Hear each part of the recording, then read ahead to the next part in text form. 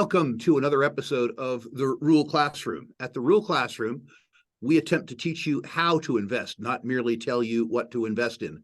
We do this with instructional programming, and we do this with what we're doing today, one-on-one interviews with CEOs of companies that we consider to be highly promising, and by the way, companies that we own. Is this a conflict of interest? Of course it is. A conflict of interest guarantees our interest.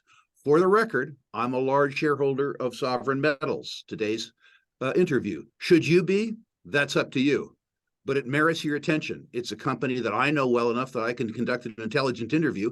And the intelligent interview, if it does nothing else, will educate you as to the process involved in selecting particularly smaller companies in the mineral and energy space. I would like to introduce today Sapan Gill, CEO of Sovereign Metals. Welcome, first of all, to the process. Hi, Rick. Pleasure to be here.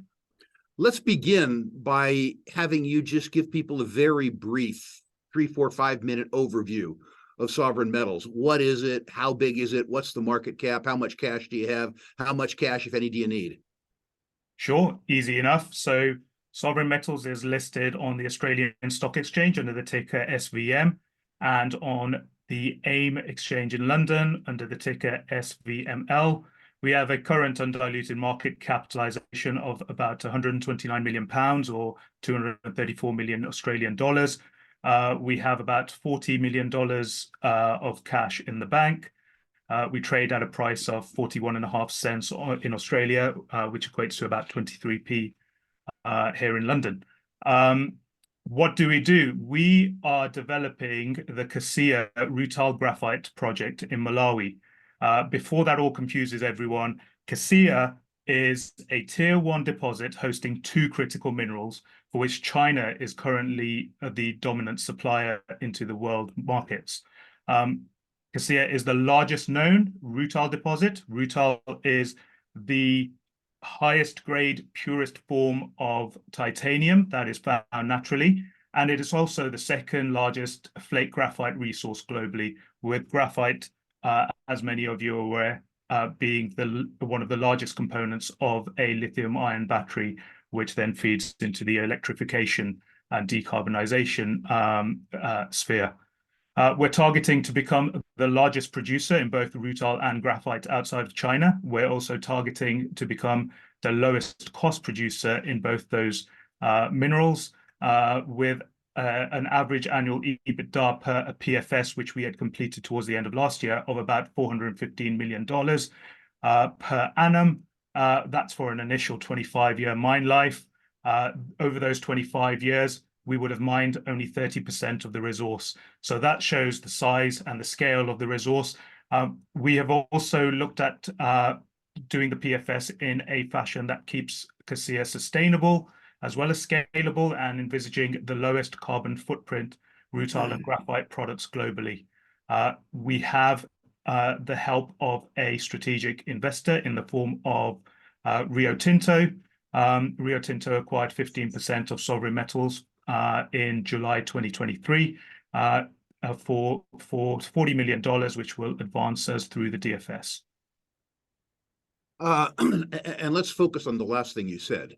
For the benefit of some of the newer members of the audience, a PFS, the document in hand, is something called a preliminary feasibility study, which is, I would suggest, a good document with regards to understanding the target size and the rough economics of the deposit. The BFS, which you recently referred to, is the bankable feasibility study, which is the document that you would take to financial institutions, a complete enough document that it represents sufficient knowledge around the deposit to attract debt capital and other capital. One that really answers every unanswered question that you can answer until you turn the mine on. Is that accurate? Correct. And for Sovereign Metals specifically, there is a go-between between that PFS and the BFS. And that's because of our strategic partner, Rio Tinto. So when we completed the PFS, and the results you can see on our website and in our announcements on the PFS, and I can go through those later, they are what I like to term Sovereign 1.0. That was Sovereign without the help of a multinational, one of the biggest mining companies in the world assisting us through developing CASIA. So those are those numbers. What we're going through now is an optimization phase, which is looking back at the PFS and saying which areas can the expertise and experience of 150 years of Rio Tinto mining projects around the world and developing projects around the world, specifically within the titanium sphere, how can that assist in us building better, bigger CASIA? And I take it with Rio Tinto's assistance that you believe that you can mine both commodities simultaneously, or at least on the same site. Do we run into metallurgical challenges around recovery? Not at all. Not at all, Rick. It's really very simple. I mean, I'm a chartered accountant who became an investment banker and ended up as a corporate executive within mining. And even I can understand this. What you have at CASIA is this ore body made of what's known as saprolite and pedolith. So think of it as soft rock. It's almost like soil.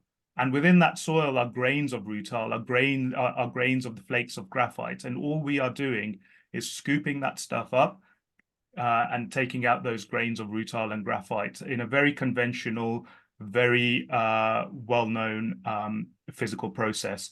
There's no nasties involved, there's no impurities, there's no acids and smelting or any of that involved here. It's a pretty simple process to simply liberate those minerals out of CASIA. Let's start then with graphite. Talk a little bit about the material. Talk about what it's used for. Graphite has a whole bunch of uses, and it would appear that there's no such thing as graphite. There's more like 60 different graphites for 60 different applications. Tell us something about what yours would be used for. Talk about your competitive advantages in the graphite space. So not only would we be the largest producer of graphite in the world, we'd be the lowest cost producer of graphite in the world. We'd also be the lowest carbon footprint producer of graphite in the world, which is all well and good, but where does it come into play in the wider ecosystem of the world? Now, let's take the lithium-ion battery to start with. It's called a lithium-ion battery, but most of it is graphite. As our friend Elon Musk said back in 2016, our cells should be called nickel graphite because primarily the cathode's nickel and the anode is graphite. So graphite's extremely important to the lithium-ion battery sphere, is extremely important to the electric vehicle industry. Not all graphite can end up within that industry. There's a specific size and a specific characteristics of those flake graphites that are required in order to end up within the electric vehicle. Specifically, two of those are purity. So lower purity graphite does not recharge as well as high purity graphite. So the best purity graphite for lithium-ion batteries is usually 99.95% or above. And the other point is crystallinity, and that is essentially the conductivity, the electrical conductivity of the graphite. So the higher the crystallinity, the better the electrical conductivity, and therefore the better the performance. Our USP, which you alluded to, and what we have in terms of a competitive advantage, Rick, is we didn't start out at Sovereign looking for a titanium rutile graphite deposit. We tripped over this discovery back in 2019. Sovereign had actually been in Malawi for almost a decade looking specifically for graphite. And back in 2016, we had scoped out a project called the Malingundi Graphite Project, which is just south of CASIA. It was a purely graphite project, and we started doing a lot of work back in 2016-17 on what this graphite looks like within a lithium-ion battery. So before everyone wanted the next new Tesla, we had already been doing the work on what does this graphite look like in a lithium-ion battery, and what we figured was the graphite in Malawi within those Lilongwe plains has probably one of the highest purities and the highest crystallinities and works extremely well within the battery. We had done all that lab work. What we know is the graphite at Cassia is pretty much identical to the graphite at Malingundi. So we're pretty happy that our graphite will end up within that space. One of the concerns that veteran mining investors have in markets that are perceived as small, and I'm not saying that the graphite market is necessarily small, but compared to copper, coal, and iron, it's small, is that a disruptive product can come on and in fact swamp the market. Would you suggest that the graphite market is large enough to absorb your production in this use case, which is to say lithium battery applications, or are there other applications for your graphite which will allow the output of this mine, when put in production, to be sold? Correct. There are other end users of our graphite, which we have discussions with. Those include within the defense sector. They include within fire retardants, within lubricants, within refractory work. So there are a number of end uses. But to your point, Rick, when you're the lowest cost producer within the industry, you're always going to be the last man standing. And will your feasibility study take into account the price that you would receive for your graphite, having dispatched the other higher cost producers? In other words, where are you in the cost curve, and is the market large enough to absorb you at a price that validates your bankable feasibility study? So we're at the lowest end of the cost curve, and that's based on costs of all other publicly known graphite companies who have done studies, feasibility studies, pre-feasibility studies, PEAs, and the such over the last 2 to 3 years. Of those, we find that the cumulative graphite production is about 1.7 million tons of graphite going into the market. We would be about 240,000 tons of that. And as I said, we would be producing at the lowest end, which is $404 per ton based on our PFS. The weighted average cost of our peer group is around $550 a ton. Within our PFS and within our actual modeling, we went to one of the best known consultancies within the graphite sphere who have the expertise and the experience within graphite. We asked them what should we be looking at as a long-term price for our basket of graphite, and they gave us a quote of close to $2,700 a ton. Now, if I put that in a market where our peers are saying their graphite's anywhere between $1,400 to $1,600 to $1,800 a ton, I'd look a bit silly. So I won't be doing so. We didn't do that. We went with a nice long-term price of just under $1,300 a ton, which obviously takes into account the demand coming from the electric vehicles industry, but also factors in the current graphite sphere. And is that cost number mine mouth, freight on board? In other words, are there freight charges on top of that that I need to be concerned about relative to peers that are located closer to users? It's FOB, so it's free on board on a vessel at the Nacala deepwater port, ready to be shipped anywhere in the world. Great, that's the kind of answer I want. Let's move on to rutile, or in common parlance, titanium. Talk about your rutile deposit. Talk about what titanium is, what the uses of it are, and how you are globally competitive in that market too. Sure. Thanks, Rick. So titanium's basically essential for various industries. The global titanium market size is around $25 billion as of 2022. And if you read various sources, they say that it has an annual growth rate of around 6 to 6.5% per annum. Now, titanium, the market itself, is split into 3 parts, really. The biggest part for titanium is the titanium dioxide, or TiO2 market. And what that is essentially white pigment in the form of that oxide of titanium. titanium dioxide within paints, pigments, coatings, even the paper that we write on. It gives it that whiteness, it gives it the opaqueness, it gives it the refractory properties that are required of white paint. It's longer lasting. Up until the 1920s, we were using lead until we learnt otherwise, that we shouldn't really be painting our schools with lead paint. So since then, we've been using titanium dioxide for that, and that accounts for about 90% of titanium usage. Now, about 7% of it is in the titanium metal space, which I guess we're more familiar with, which is used in aerospace, for example, the landing gears on Airbuses and Boeings. It's used in defense, it's used in medical applications, hip joints, knee joints, dental implants, used in consumer goods now that the new iPhone is made of titanium. And it has a number of photovoltaic properties that allow it to be used in renewables as well. And then the smallest part of it is within the welding industry.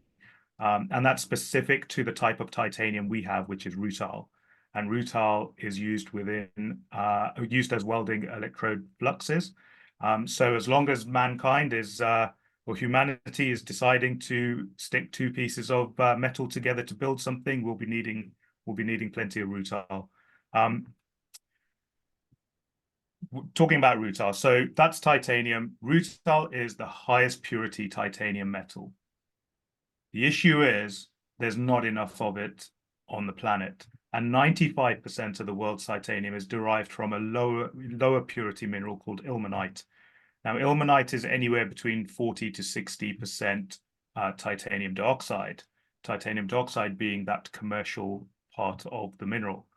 Rutile is 95% plus titanium dioxide. So, for example, the rutile at Cassia is 96% plus titanium dioxide. That difference in grade is also reflected within the spot prices of those commodities. So ilmenite has a price today of around $300 per ton, and rutile is just under $2,000 a ton. In order to make high-grade titanium feedstock out of ilmenite, it needs to be upgraded through either smelting or roasting, which in themselves are very high energy, high carbon intensive, and very specialized areas within the titanium industry. So talk about where your rutile is relative to the world market in terms of size of the deposit, in terms of the cost to produce. Who are you likely to displace? Who is likely to attempt to displace you? Talk about where you are in the competitive space in rutile. Sure. So as it stands from our PFS, Cassia has demonstrated it could produce around 220,000 tons of rutile per annum over 25 years. Cassia is the largest rutile deposit on the planet ever found. Largest known deposit, unless there's something else we may find in the future. It contains about 18 million tons of rutile, which makes it bigger than the second largest rutile deposit, which is in Sierra Leone, by a factor of at least 2, if not more. The issue that rutile has on the supply side is it's been suffering from depleting reserves, lowering grades, and current producing mines are effectively going to be running out of rutile within the next 1 to 2 to 3 years. What does that mean for the rutile space? Well, in 2017-18, we were producing about 700,000 tons of rutile globally. That's dropped to about 500,000 tons already, and we expect that to decrease by another 50% in the coming 4 or 5 years. In order to answer your question, what Cassia will bring online will only bring the rutile supply back to where it is now. Now, those numbers, 700,000 in 2027 and us producing 220,000 tons of rutile, what do they mean in the grander scheme of the titanium market? Well, the titanium markets, in terms of feedstock, the demand for feedstock is something like 8 million tons, and it has to just go to the ilmenite right now. If we had only rutile deposits, that would be great. We don't.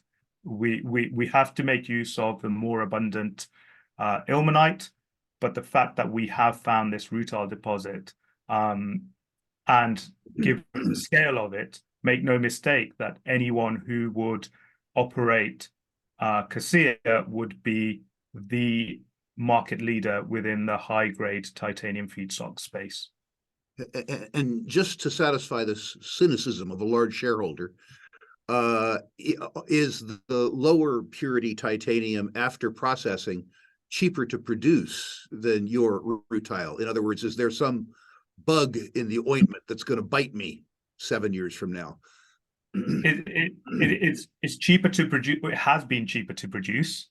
If we believe that the world is going towards decarbonization and carbon taxes, and there's a higher value in use to use less carbon intensive inputs into your products, then of course you tend towards rutile. The other thing is, Rick, is those alternatives that you get after beneficiating and processing ilmenite are still only 85 to 88% titanium dioxide. We're getting 96% just chucking some stuff over a water table from from Malawi. So there's a critical difference in terms of the material that results from processing. Correct, there is. And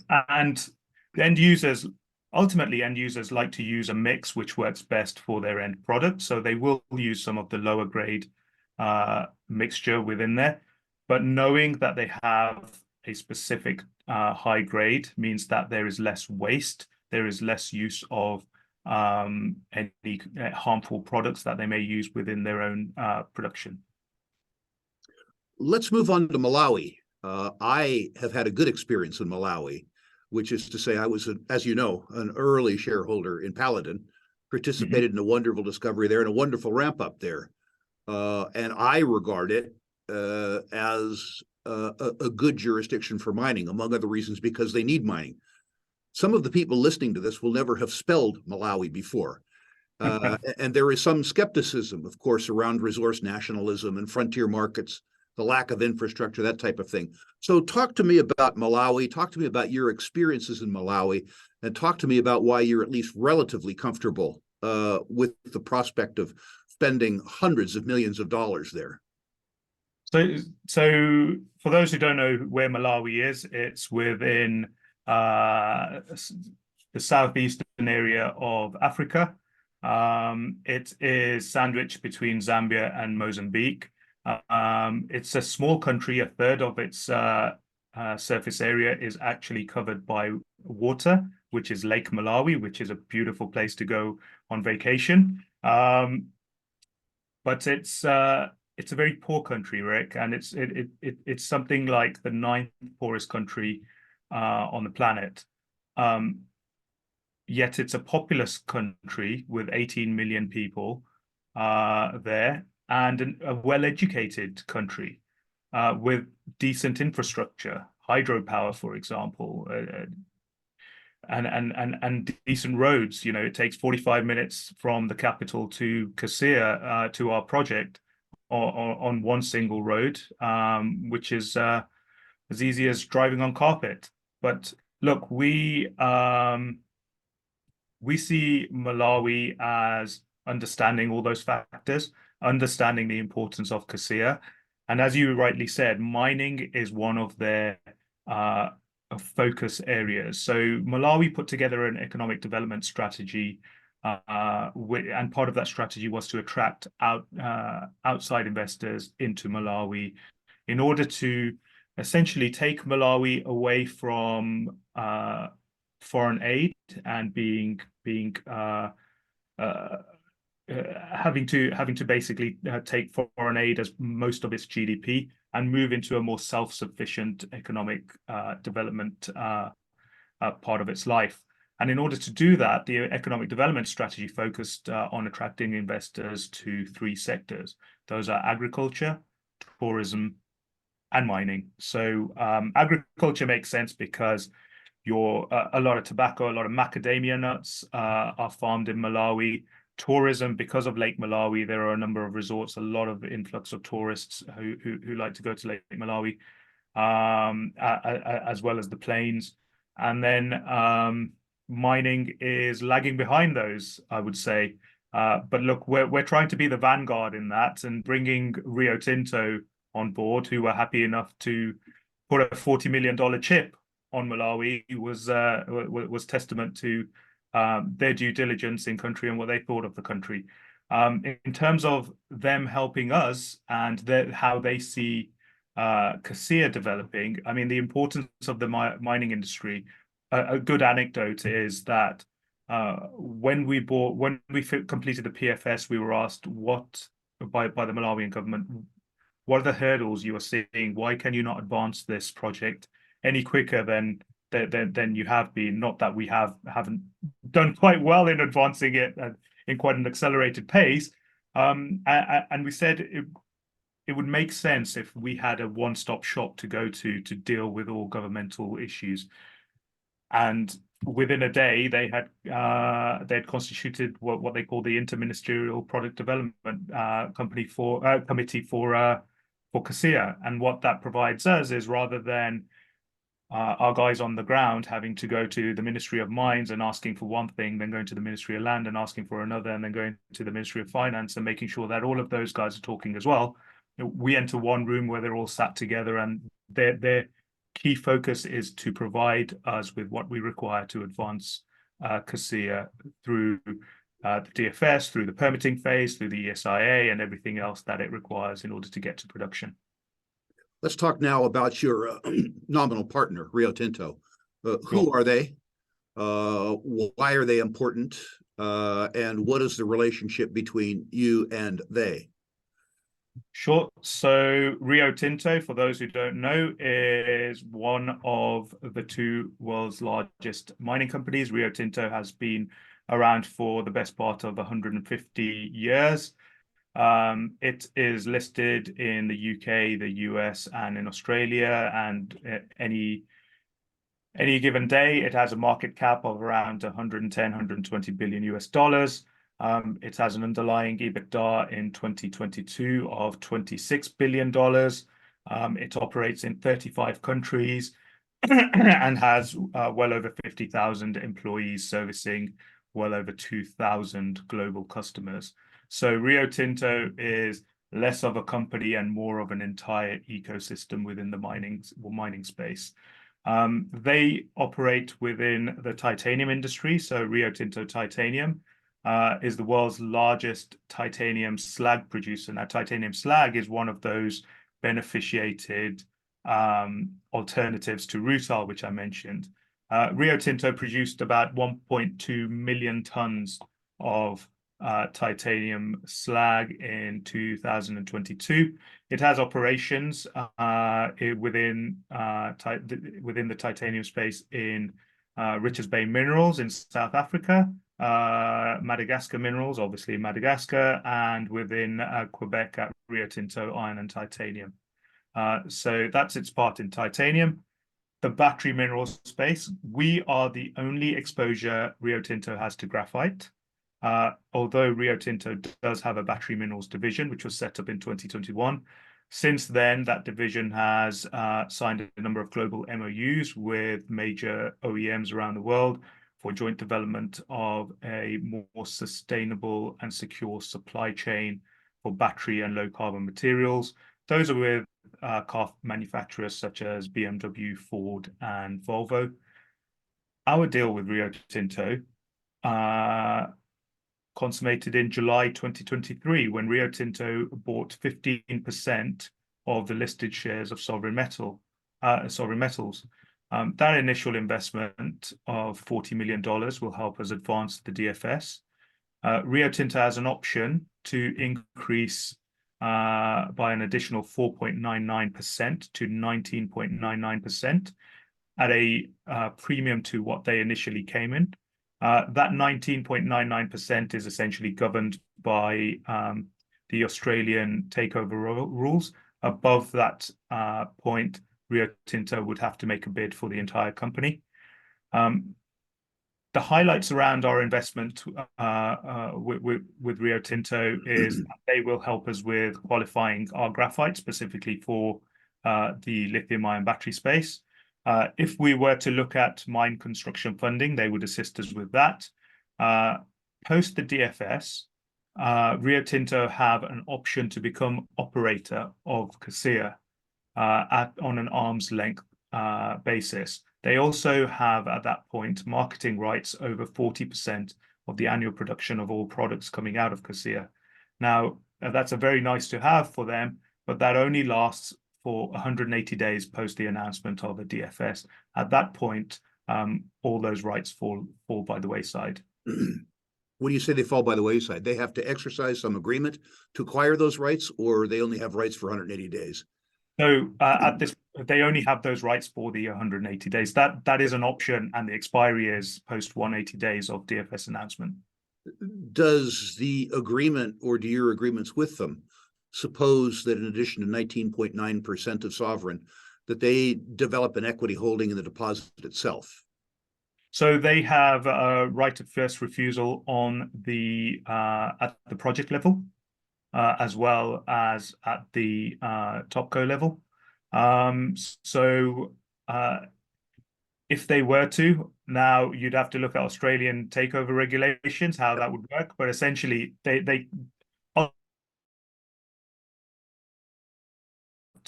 owning the entire, or making a bid for the entire company without permission. And there's no current intention to see them own 19.9% of the company and 50% of the deposit as well, or something like that. Correct. And look, it's a very, very amicable relationship, and it's working really well. We have a technical committee now that's convened that includes 3 members of Sovereign Metals, 3 members of Rio Tinto, and these are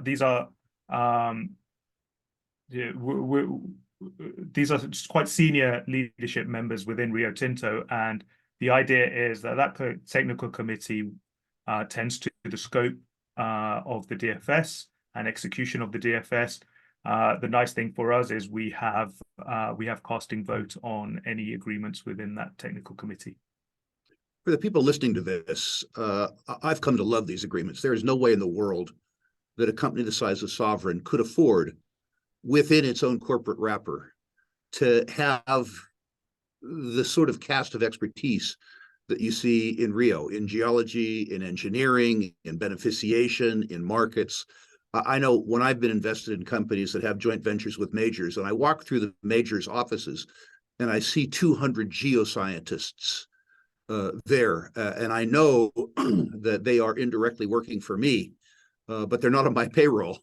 It gives me a very warm feeling. I'm sorry for that sidebar, Sapan, but I want the importance of the Rio Tinto relationship to be apparent to people that haven't experienced access to that kind of expertise before. Let's move on to the pre-feasibility study, Sure.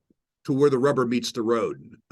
Let's talk about the gross outlines, what the net present value is, what the annual EBIT is, and what the return on capital employed is. How do we make money on this deal? Sure. So the key PFS economic outcomes were a post-tax NPV, or net present value, of $1.6 billion US. That's versus a current market cap of about $140 million US. Doesn't take a genius to work out where our PNAV multiple is. Our post-tax IRR of 28%, with a capex to first production of $597 million. So an NPV to capex ratio of 2.7x, which is a great capex number. But really, Rick, when you look at a project the size and scale of Cassia, your NPV does not capture the multi-generational production that could come from this thing.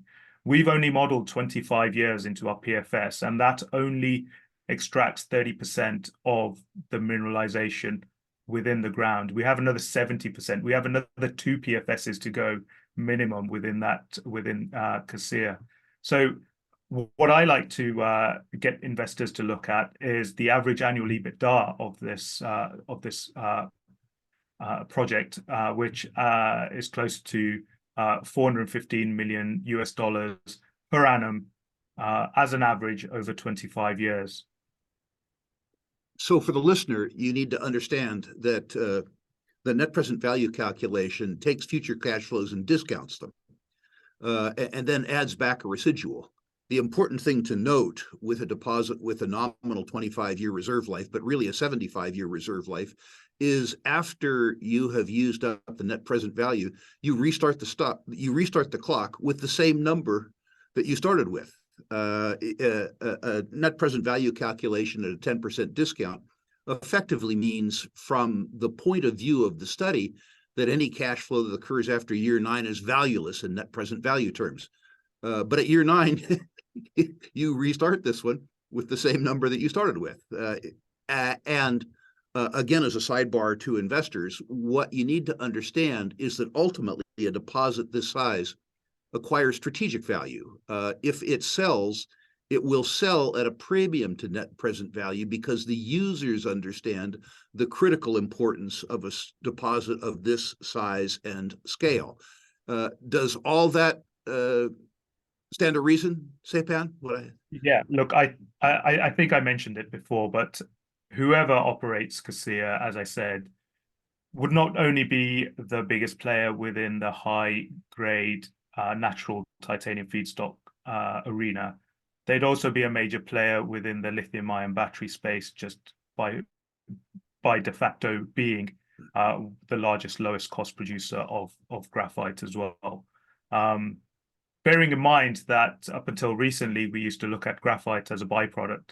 This thing stacks up, with just the rutile. Having the graphite there is a beautiful, nice to have on top of that rutile. So the gross numbers are crazy. Basically, 140 million market cap against 415 million annual EBITDA. How do we get there from here? You talked about the front end expenditure being in excess of $500 million. You, with $140 million market cap, one would suggest would need to more than double the shares outstanding in terms of the equity component of construction. So tell me the assumptions around post bankable feasibility study, getting from $140 million market cap to heaven, to $415 million in annual EBIT. The idea that your annual EBIT is 3 times your current market cap supposes that you can finance this thing to production. I could give you the 101 answer that a mining executive would give you, or I could give you what the reality of the situation is. And the reality of the situation is that we have this big brother here called Rio Tinto. And within our agreement with Rio Tinto, we said that the parties will negotiate arrangements for an acceptable mine construction funding package. So what that in essence means is that we have the availability of Rio Tinto, its know-how, its financial capabilities, and they can bring that into the sphere. So for me to sit here and say, I think we'll have this much equity and this much debt at this point in time, it would be a misnomer. It would be misguiding your listeners and your viewers. I think what's better for them to understand is that we have that clause within the investment agreement. Let's talk now about the immediate future. Let's talk about the unanswered questions. The fact that you have a $140 million market cap against a projected $415 million EBITDA suggests that there are some parts of this company that aren't well understood by the investment community. And part of the process of increasing your market cap is dealing with this uncertainty and this skepticism. What would you suggest that the major unanswered questions are, and how do you propose to address them? Yeah, you're absolutely correct, Rick. And I think our market cap is reflective less so of the project and the current macro environment, and more so 2 things. I think originally when Sovereign Metals began, the whole concept of a rutile deposit was an entirely new thing for most investors. You know, we all understood minerals. So most of us understood mining. Some of us understood mineral sands. Very few of us understood a rutile deposit standalone. You know, there hasn't been a rutile deposit found for over 70 years.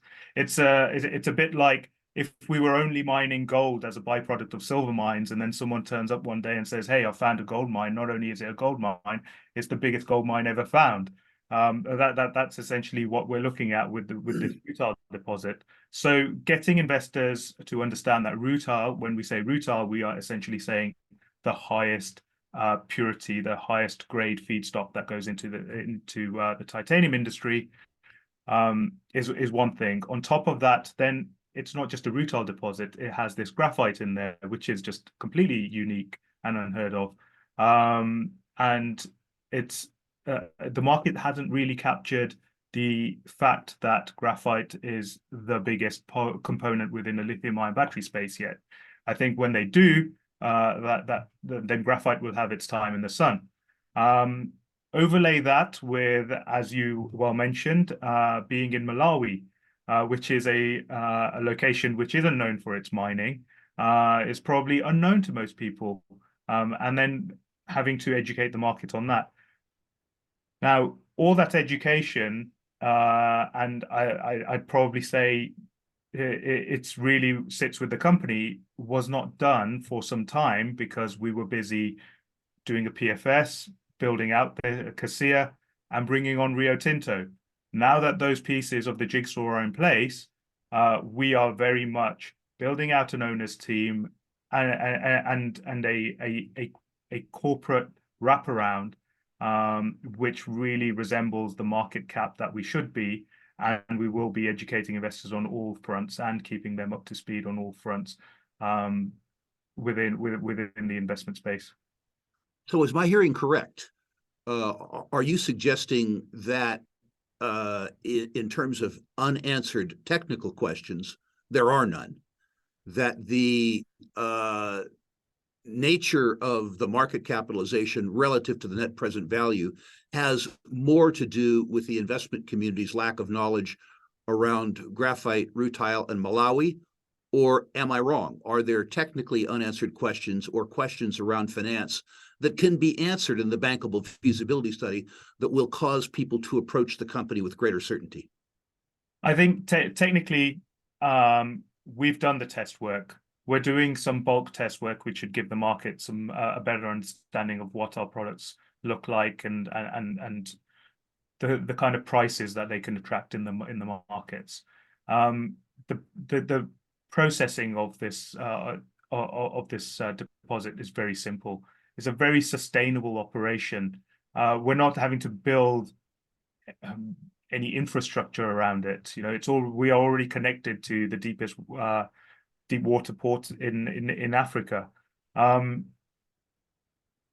think all those technical parts are not really an issue for us. What we see is we've brought on Rio Tinto now, and they can help us not just provide the market with an acceptance of our technical areas, but actually optimize those in a way that a Rio Tinto would. So, for example, looking at certain areas that you would look at in a DFS, the social, the use of water, tailings, progressive rehabilitation, those kind of factors that a blue chip company like Rio Tinto has umpteen personnel, numerous teams with numerous industrial knowledge, expertise and knowledge in doing, they can bring that into a BFS, which probably was lacking in the PFS, not because we didn't want to put it in there, but because it wasn't needed at the time. Finally, you have $40 million in the Treasury, which is, frankly, something that means that your enterprise value is substantially less than your market cap if there's no offsetting liabilities. How long will that $40 million last? Will you have to come back to equity markets, pre-build?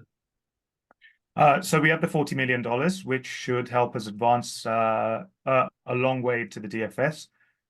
Rio Tinto also have that option. That option would bring in another $18 million. So I think we're we're pretty good in terms of getting to a DFS and probably an FID. Well, unprompted, I think this is a spectacular story. Thank you for sharing it with us. This will be seen by many thousands of our viewers, assuming that they have more questions, and they should. How do they get involved with some, who at the company should people contact for more information? Who at the company should people talk to if they want to become shareholders? Who should they refer their financial advisors and their friends to? Sure. So we're quite blessed that we have a number of financially savvy or market savvy individuals within the company. There's myself in London. We have an individual within Australia, and our CEO sits in Cape Town. And look, between the three of us, we can answer any questions thrown our way, discuss any matters with any shareholders. I think the easiest way to get in touch with us, if you're not coming to any of the usual conferences where we're usually at, including your symposium, Rick, we would say get in touch with us at info@sovereignmetals.com.au, or you can direct message us on our Twitter handle @sovereignmetals. I want to thank you for taking an hour out of your day to subject yourself to my impertinent questions and to help increase the knowledge of the participants at the Rule Classroom. I need to say, I have two conflicts of interest. I have a pair of titanium hips, which have served me well, and I'm a large shareholder of Sovereign. So once again, on behalf of the students at the Rule Classroom, thank you for participating in this process, and congratulations for your success to date. Thank you, Rick, and thank you for your ongoing support. Pleasure.